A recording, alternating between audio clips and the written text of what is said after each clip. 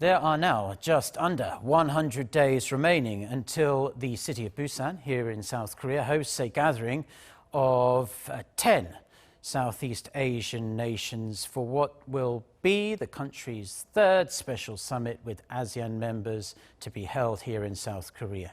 The meeting, the largest international event to be hosted in the country under the Moon administration thus far, is scheduled for late November. Our Shin Se-min starts us off. The 100-day countdown is on for the special summit with ASEAN member nations. The Korea Association of Southeast Asian Nations Special Summit is set for 2 days from November 25th, and the inaugural Korea-Mekong Summit taking place a day later on November 27th. The summit, celebrating the 30th anniversary of the establishment of official dialogue between South Korea and ASEAN, will be the third of its kind to be held in South Korea after the first in 2009 and second in 2014.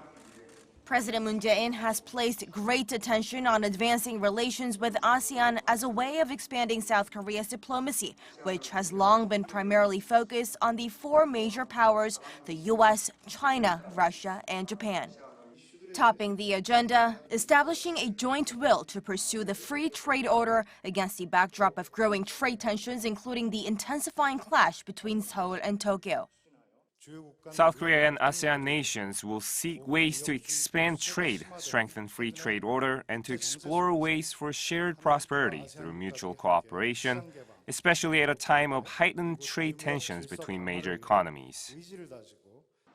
The meeting will also focus on expanding cooperation with ASEAN nations in regards to the Korean peace process, as well as its support for the so-called peace economy, a term coined by the Moon administration to signify that peace can be promoted through inter-Korean economic projects.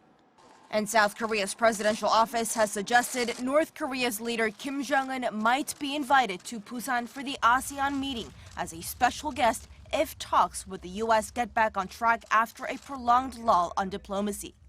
As for South Korea's top office sending that highly anticipated invitation north of the border to attend a special summit with ASEAN, the presidential office said that all depends on the nuclear negotiations and the progress made between Pyongyang and Washington. Shin Se-min, Arirang News.